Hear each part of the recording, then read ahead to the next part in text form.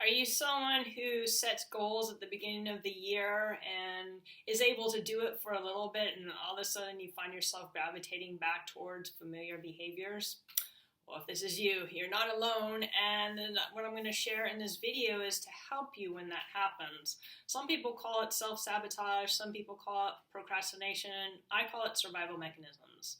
And what happens is a lot of times when we start to move in a new direction, there's a part of us that maybe doesn't feel safe. There's a part of us that puts the brakes on because maybe in the past we are either hurt or criticized or judged, or we're our own judge. We don't feel good enough, smart enough, da-da-da-da. All that is energy going on internally, and it creates a symptom called self-sabotage or procrastination. And just trying to push through can wear us out because we're working against our own biology. What we want to do is we want to work together. We want to understand that part of us and what it's wanting and what it's needing and why it's putting the brakes on. It's kind of like, when you see a little kid and they're crying and either the parent says stop crying, or they go over the child and they hold and they want to understand it, which is an ideal way of parenting and being parented, right? So learning to do that for ourselves is key. So we want to, in order to learn how to be our own loving parent, we need to learn the tools, because our automatic responses is often just to push through.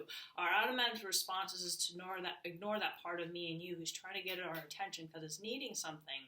And we're not going to understand what we're needing unless we sit with that part of us, unless we be more compassionate and loving with ourselves instead of saying, no, I have to do this. I need to force against this part of me. This part of me isn't helping me. It's not serving, but all parts of us are serving. And we really get that. We really understand that everything that we do is serving something, right? We don't want to work against it. Like when I was anorexic, it was a long battle because everybody told me I was bad and wrong for having anorexia, but the anorexia was my savior. The anorexia served a purpose. The anorexia protected me. The anorexia did so much for me.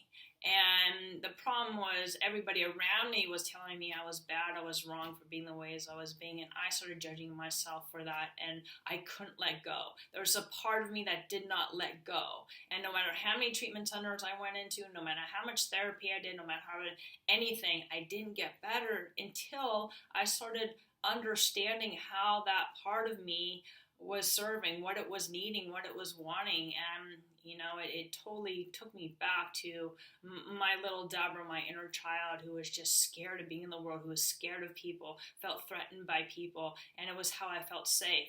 The anorexia was a symptom. There were rituals around the anorexia that kept that symptom in place. So I had certain times I ate. I had certain things I did all day, which was exercising. I had everything was controlled. I lived in a controlled environment. My walls were up. I didn't let anyone in and I didn't come out. And it was just such a miserable way of living. But that's our survival mechanisms. That's what they do. And pushing against that isn't loving. It's self-abandoning. A lot of us don't understand that. We say, no, I'm gonna love myself when I'm sad or crying, and that's great. But also when these behaviors that people say aren't serving are serving.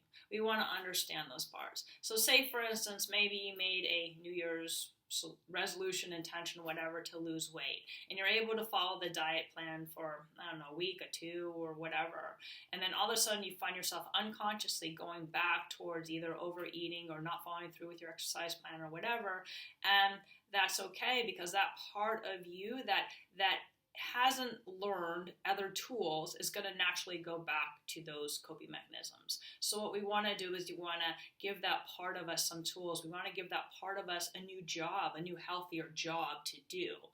And until we do, it's going to find another way to self-sabotage, because it's not only self-sabotage or whatever, is find a way to go back to what is comfortable and familiar to it, which is how it's found safety. So safety, so what does that mean? It's going to be different for everybody, right? So in order to know, we want to go within and ask that part of us, be with that part of us instead of judging that part of us, find out where that part of us lives, find out the time where it was created, which is most likely when we were little, because that's when our programming started.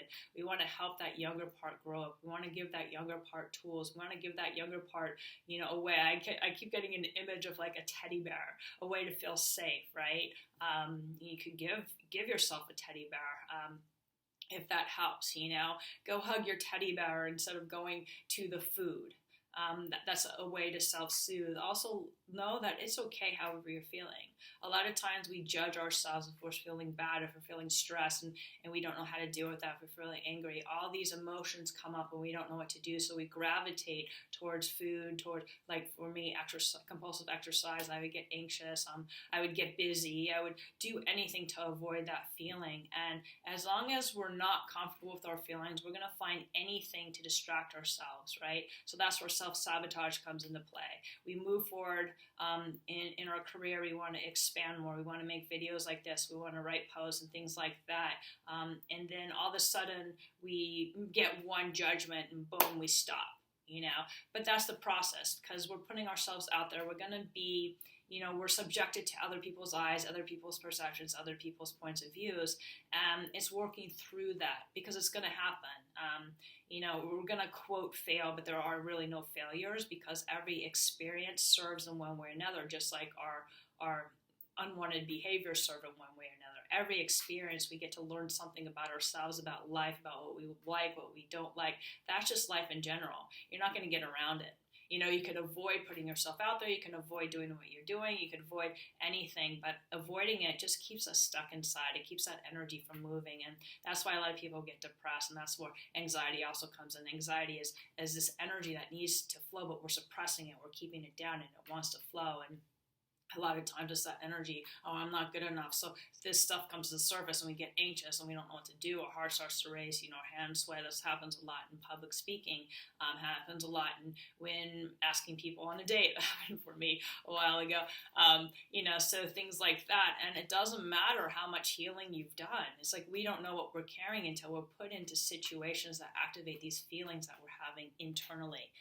We can go about our day in a safe way, meaning we're around people who are safe. We're around people who love us and all that, and that's great because we want to be in that environment. But we live in a world of 1 billion people, and we're gonna be triggered by people. There's gonna be people that come into our lives that don't like us and say mean things about us and things like that. And so what do we do? Sure, it may be a reflection of them, but it also be something that's going on inside of us that's being reflected back to us. I always say there's always, where there's two people, there's an experience happening. So there's an experience both for us and the other person. It's not just about the other person. It's not just about us. It's about what is bringing up between this interaction. I call it soul contracts.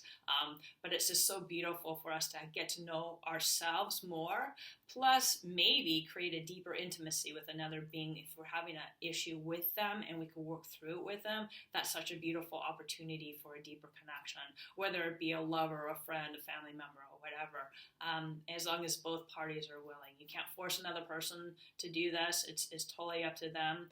But most of the time when we clean up our own inner stuff, people start treating us differently. People come around differently. People change their behaviors. I've noticed this in my family and when I started doing my healing.